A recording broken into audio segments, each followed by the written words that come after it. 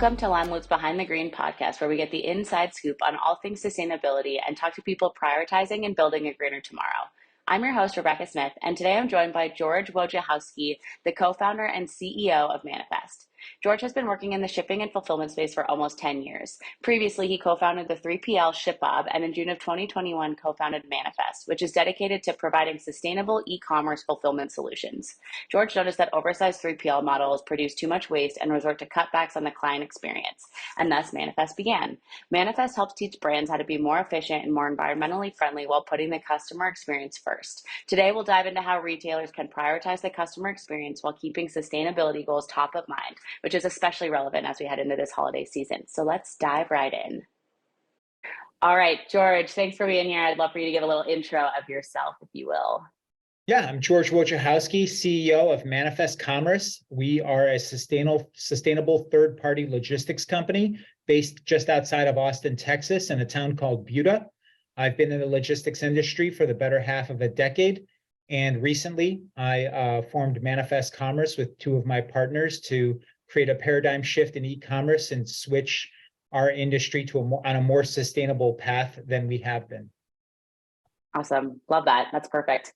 Let's dive right into these questions then. So Manifest, as you said, right, is all about helping retailers minimize waste and work with those 3PLs and being more sustainable in their fulfillment process. And so can you tell me more about what the fulfillment process really looks like in general and like what that is from start to finish, just for those of us that don't really know what that looks like? Yeah, so the fulfillment process is fairly straightforward. It's reason built on top of reason, built on top of reason, and then you have to prepare yourself for the endless variables, as you know, that come along in the business of shipping. However, it's been very surprising that so much has changed in e-commerce over the last 15, 20, 25 years, and we're still very much doing fulfillment the same way that it was done 25 years ago. That to me was shocking. So when I set about reimagining what 21st fulfillment should look like, there was no doubt in my mind that sustainability as the North Star is a must. I believe that the current state of e-commerce is unsustainable and that we need better solutions. One of the things that has occurred over the last couple of years is that we've seen a dramatic shift from how comfortable the broader part of the population is with e-commerce. When COVID hit, people like my 71-year-old mother went from never shopping online to now 3 years later, she gets everything from her groceries to her, anything that she would buy at a department store 4 years ago, she is now getting online.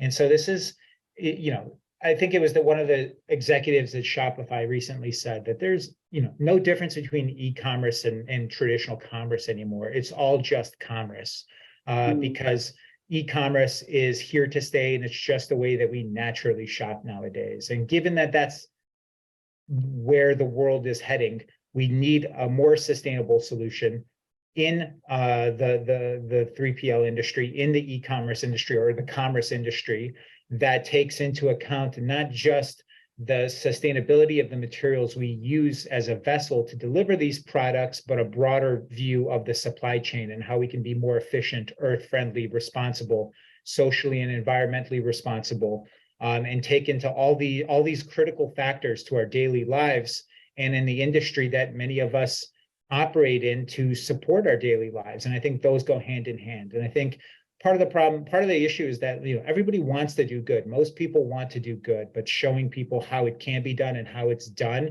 and the education process is, I think, the state where things are today. Yeah, it's super important. There's so many, especially when you think about sustainability, I almost think it's become a little bit of a buzzword, right? Where we say sustainability all the time, but what does that really mean?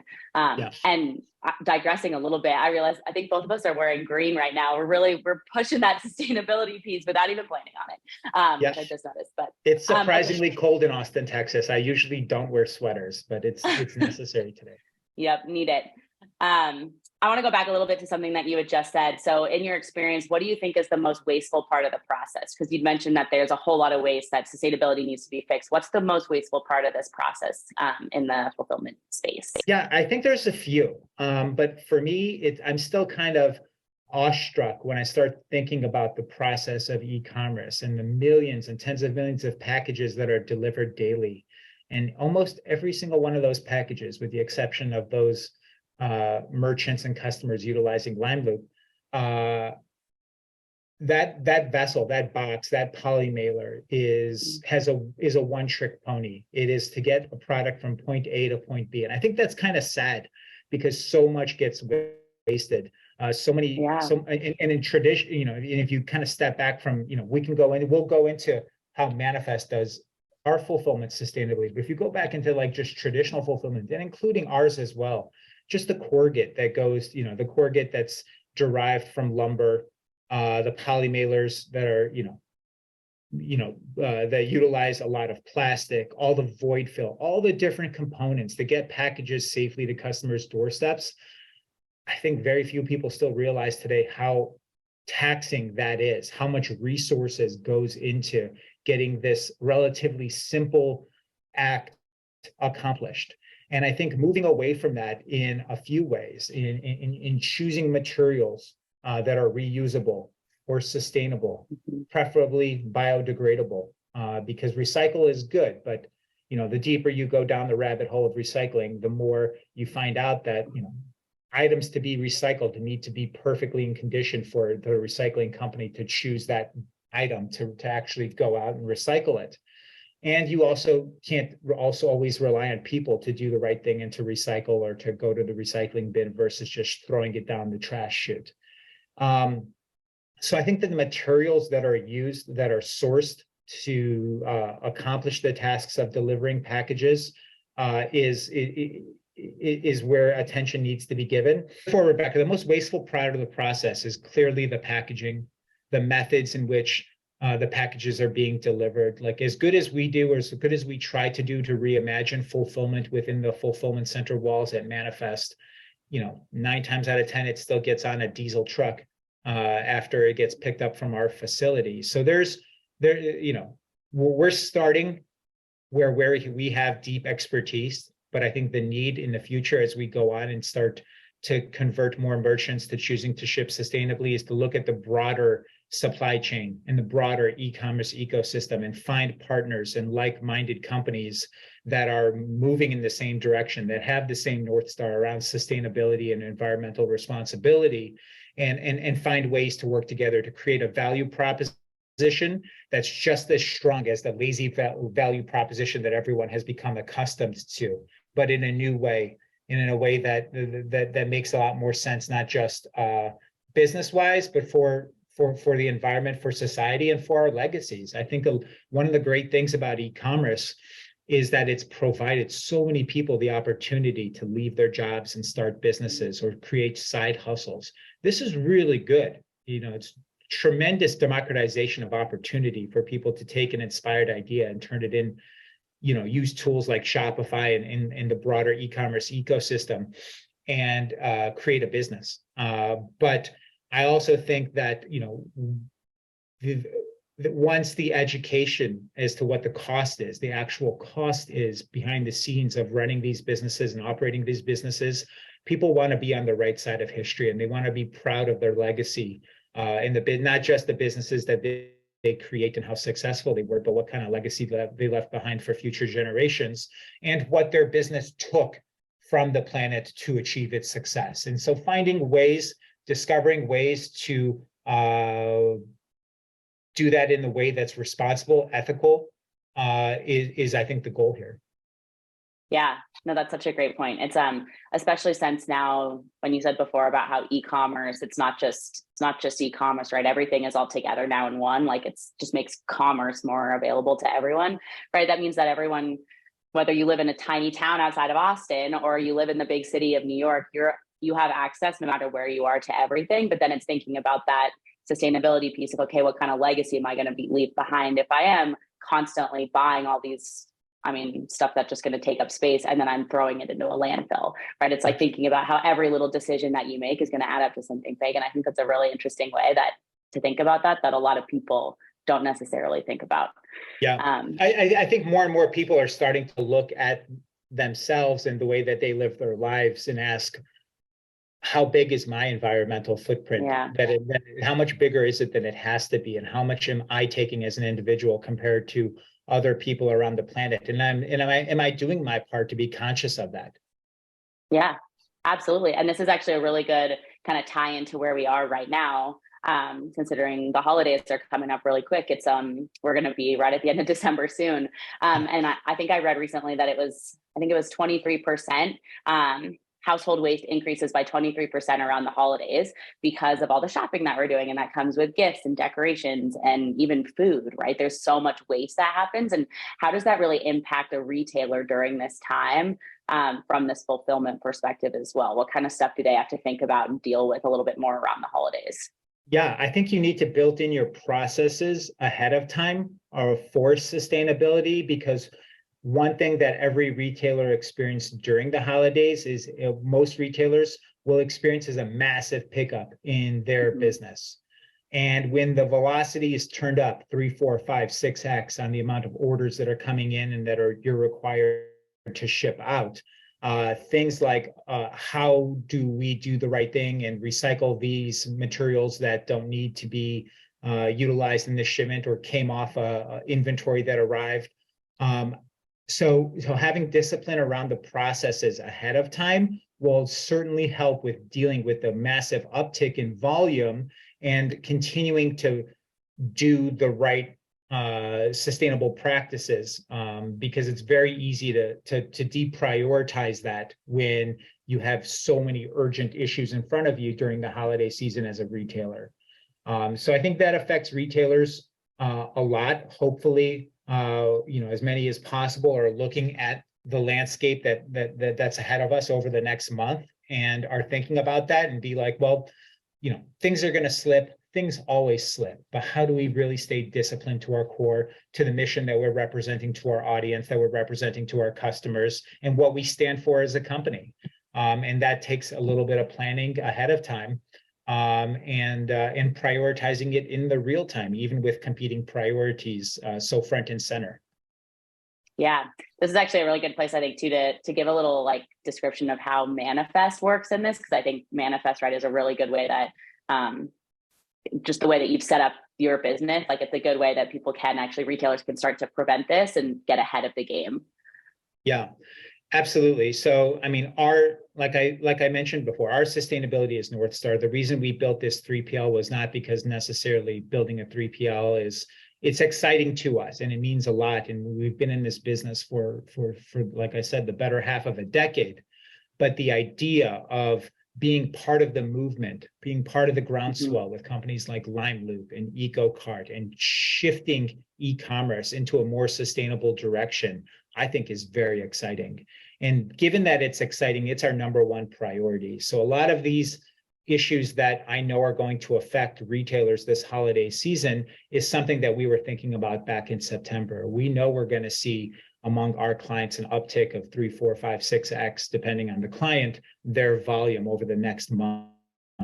If we are the company who we set about building and we stand for what we say that we stand for, we need to adhere to our principles and our discipline. And we've been working really hard over the last 4, 5, 6 weeks, creating those processes in place that, in the fulfillment center, when we are when we come into the office on a Monday morning and the volume is like, we have our SLAs and the volume is an impossible amount of orders that came in over the last 24 or 48 hours, we're still going to practice what we preach and do the sustainable thing. And our value proposition, kind of dialing back for a second, is we're a zero plastics facility. Our fulfillment is done involving zero plastics. That includes no plastic tape, no plastic void fill, air pillows, any of those materials that we know are going to have a hard time biodegrading and are going to be hanging around for decades on this planet, we've essentially eliminated. A lot of people don't know that something as simple as the plastic tape that often arrives on packages takes up to 500 years to completely decompose. That's when I read that statistic early on in my research, I was shocked by that. That's longer than the United States has been a country, than our society, that we've been able to identify as a nation. So thinking about just something as simple as something inconsequential that you'll buy on a whim at 9:30 on a Wednesday night that arrives at your doorstep on a Friday, and let's call it a tea tree oil that comes in like a plastic wrap, that's going to be there for the next 5 centuries, more or less. It's And so wild. it's so wild. It's so wild. And we're just scratching the surface. I don't know if we have time to go into all the different things that go into common fulfillment being done today that, you just kind of shake your head in light of, better alternatives being available. Why do we continue to utilize these practices and utilize these materials? But we're a zero plastics facility. We've eliminated that from the fulfillment process. All of our shipments are carbon neutral. We work with our partner EcoCart to offset the carbon footprint on every single one of our shipments. That's not the end all be all. We don't hang our hat on just offsetting the carbon footprint and saying, okay, yeah, we're sustainable. It's kind of a little bit like buying indulgences from the Catholic Church in the Middle Ages. It's a thing. You feel bad about it, but it's a necessary evil. And so we've taken it one step further. All of our packages, all of our poly mailers, boxes are biodegradable, sometimes curbside recyclable, but we prefer to use biodegradable materials. All of our void fill, biodegradable. Our poly mailers, for example, decompose in about 550 days completely, whereas the traditional poly mailer takes about 23 years. Mm-hmm. So it's just an example of the types of materials we use versus the common materials used in fulfillment. Yeah. Cool. No, that's great. That's actually a really good tie-in too, to kind of how I want to end this, is that like if retailers, if we don't make a change in the way that we are moving goods around to consumers between stores, like where do you actually think the world is going to go? If we don't get more sustainable, what's going to happen? Oh, I think a lot of the potential scenarios that you keep hearing talked about, and half the population is like, it's just, down. What does that concern me today? And then the other half of the population is super concerned about these. I think you'll start to see a lot of these changes happen, and but taking a step back, Rebecca, I think that the change has already happened. I actually think that a lot of retailers are slow to the changes that are naturally occurring among the consumers. I've observed that key 18 to 50 demographic now more than ever shopping with brands and voting with their dollar with brands and companies and ideas and missions and organizations that reflect their ethos around social and environmental issues now more than ever. I think that that's not the problem. If you have any young teenagers or 20 somethings in your life, that's kind of how they already grew up thinking, and I think it's the businesses who find it somewhat inconvenient to make these changes, to implement these changes, because they have, again, all their competing priorities. Everybody wants to grow, everybody wants to add more people, everybody wants to have better businesses, better environment for their employees. But I think when it comes to shopping, it's the new brand loyalty. If you're socially and environmentally responsible as a brand and you can represent yourself confidently as such, it's going to attract an audience of people who are more loyal to your brand than they are to a competitor who may have a similar product that doesn't stand for anything more than, hey, we produce this product and it's cool. So I think slowly but surely retailers are going to start to prioritize, hey, how can we be better as an organization? And there's a lot of social pressure that's building. Right now, it's on the bigger companies. The bigger companies get called out because they're either greenwashing or they're not doing enough. But that's going to filter down to small and medium-sized businesses. That's inevitable.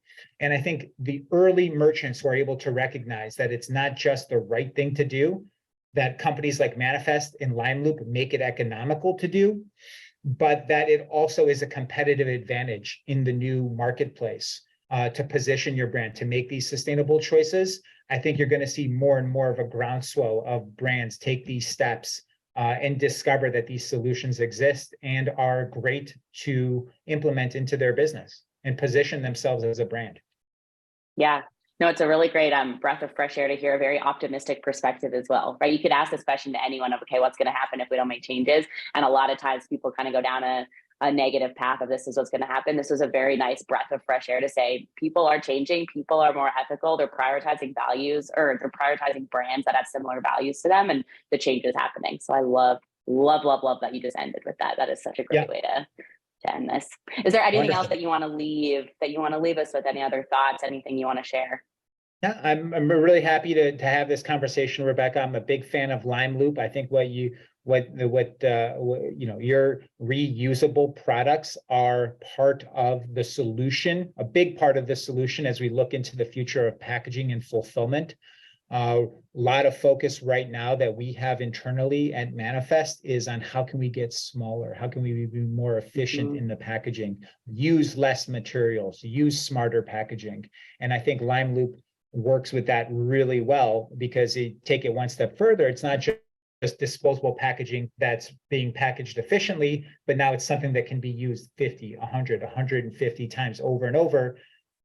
That's a better world. I think we can all agree. It's a better world in which shopping and commerce merge to create a unique experience for people to buy products that they need and want and to feel good about it. I think we've all had that feeling at some point in our lives where you go to the recycling bin on a Tuesday or Wednesday or whenever your trash is picked up and you can't even put the package in the recycling bin because Yep. the lid is up. And our goal is to help eradicate that problem and create not necessarily guilt-free shopping because everything takes resources, but feel better about this, feel more confident that the shopping and the choices that we're making aren't just selfish choices, but they are choices that are responsible and that we can have the things that we want and uh, start to minimize the impact that they make on the world at large. Yeah, no, that's great. I love that. We love working with you at Manifest as well. So love that so much. If you could real quickly let everybody know where to find Manifest, where to find you online, just plug some social, plug your website, and Yeah, how to find you. our website at Manifest is www.manifest.eco. My email Perfect. address is george@manifest.eco. And you can also find me on LinkedIn or on Twitter, where I believe my handle is Wojski, Wojskig. Perfect. I'll make sure those are all in the notes as well so people can find you there. And thank you so Cool. much for your time. We will talk again soon. Thank you so much, Rebecca. My pleasure.